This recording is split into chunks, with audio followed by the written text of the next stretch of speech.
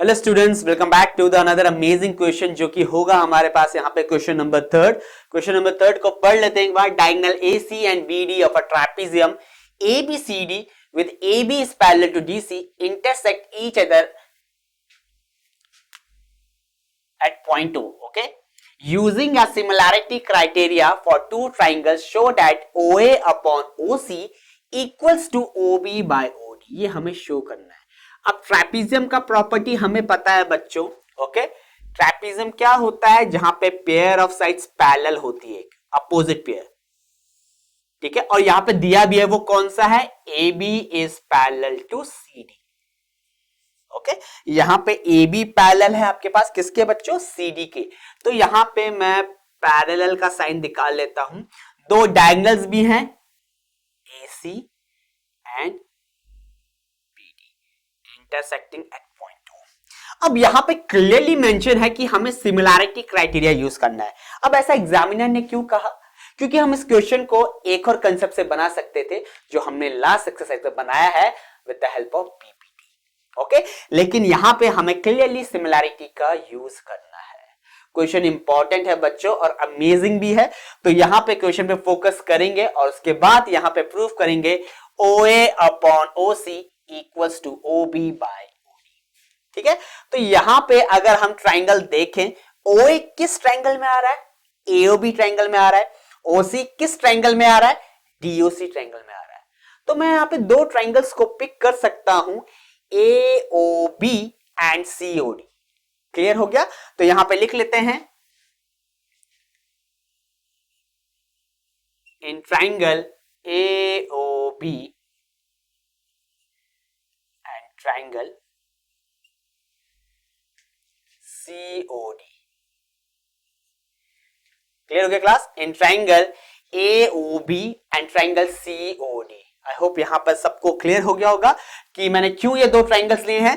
तो सबसे पहला रीजन, वर्टिकली अपोजिट एंगल्स का, angle AOB is equals to angle COD, vertically opposite angles VOA। अब आपको यहां पे क्लियरली दिख रहा है बच्चों, AOB ट्राइंगल है एंड COD ट्राइंगल है। AB पैरेलल है CD के and AC and BD are the transversal intersecting AB and CD।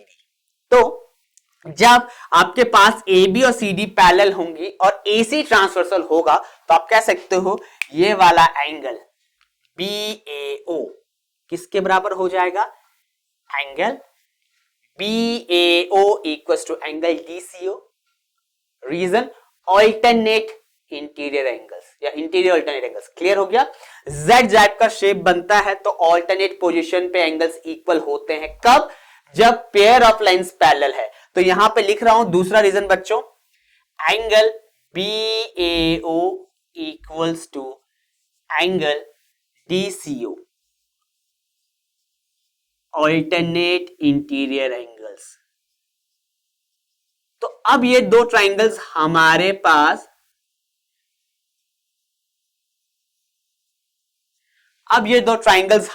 Pass similar prove हो चुके हैं बच्चों। किस क्राइटेरिया से? AA क्राइटेरिया से। लेकिन क्या हम ट्रिपल A भी अप्लाई कर सकते हैं? ऑब्वियस है बच्चों, जब हमारे पास दो ट्राइंगल्स AA क्राइटेरिया से सिमिलर आ चुके हैं तो वहां पे ट्रिपल A भी अप्लाई होगा। ओके, तभी लिखा जाता है AA और ट्रिपल A। क्लियर है? ट्रिपल A भी लगा सकते हो। अब यहां पे देखो तीसरा एंगल, अगेन AB पैरेलल है CD के। आप कह सकते हो जो ये एंगल होगा ये भी तो इक्वल होगा, इंटीरियर ऑल्टरनेट एंगल्स। तो अगेन तीसरा reason, angle ABO equals to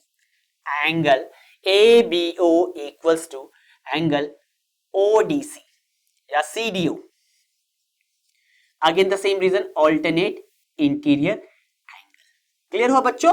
so triangle AOB is similar to triangle COD।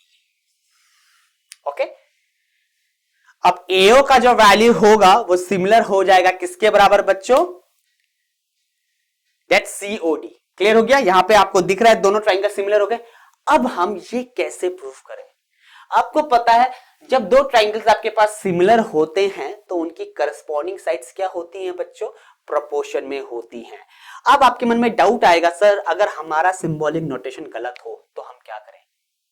Okay, अगर सिंबॉलिक नोटेशन हमने गलत लिया, ऑब्वियस सी बात है बच्चों, सिंबॉलिक नोटेशन जब आपको गिवन होगा तभी आप ऐसे लिख सकते हो डायरेक्टली, क्योंकि क्वेश्चन में ही गिवन है कि इनको सिमिलर प्रूफ करो। यहां पे हमने एजम्पशन किया है, तो हमेशा याद रखना जो जो आपने एंगल्स लिए हैं बच्चों, उन एंगल्स के अपोजिट जो साइड्स आएंगी वो हमेशा प्रोपोर्शन में होगी। तो यहां पे एक रीजन लिखते हैं, ठीक है, यहां पे दोनों ट्राइंगल सिमिलर है, सो corresponding sides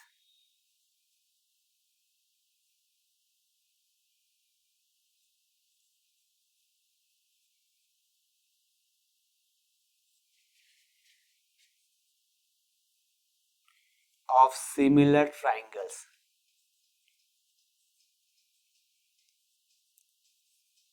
lie in the same ratio.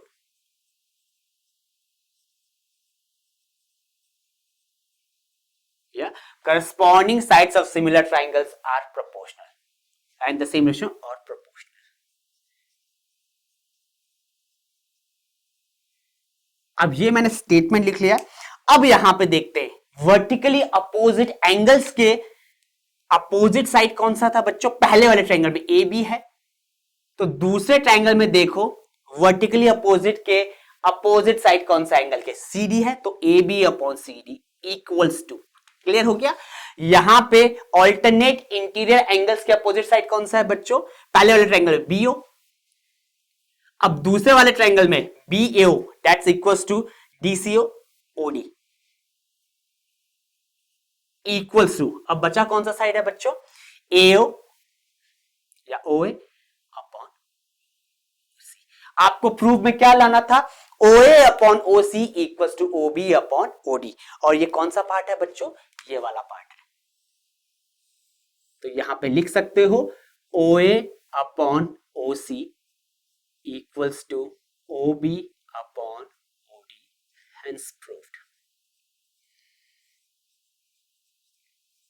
I hope आपको क्वेश्चन क्लियर हो गया होगा बच्चों। हमने क्वेश्चन को कैसे स्टार्ट किया? पहले गिवन में देखा OA upon OC equals to OB upon OD, तो मैंने देखा OA और OC किन दो ट्राइंगल्स में आ रहा है, तो यहां से वो दो ट्राइंगल्स ले लिए। OA आ रहा था AOB में और OC आ रहा था COD में, इन दोनों ट्राइंगल्स को सिमिलर प्रूफ किया। क्लियर है बच्चों? सिमिलर प्रूफ करने के बाद हमने क्या लिखा? Corresponding sides of a similar triangles lie in the same ratio. फिर करस्पॉन्डिंग साइड्स लेते कैसे वो तरीका हमने सीखा। ओके, अगर आपके पास वर्टिकली अपोजिट एंगल्स दोनों ट्रायंगल्स के इक्वल थे तो इनकी अपोजिट साइड्स प्रोपोर्शन में होगी। क्लियर है? ऑल्टरनेट एंगल्स दोनों ट्रायंगल्स के इक्वल हैं, दो एक एक, तो उनके अपोजिट के साइड्स प्रोपोर्शन में होगी। तो ये तरीका है इस क्वेश्चन को करने का। आई होप आपको क्लियर हो गया होगा। In case you face any doubts और एनी डिफिकल्टीज तो आप अपने डाउट्स यहाँ पे टाइप कर सकते हो या डायरेक्टली अपने क्वेश्चन हमें इंस्टाग्राम में भी सेंड कर सकते हो। मूव करते हैं नेक्स्ट क्वेश्चन की तरफ बच्चों, जो कि होगा हमारा क्वेश्चन नंबर 4।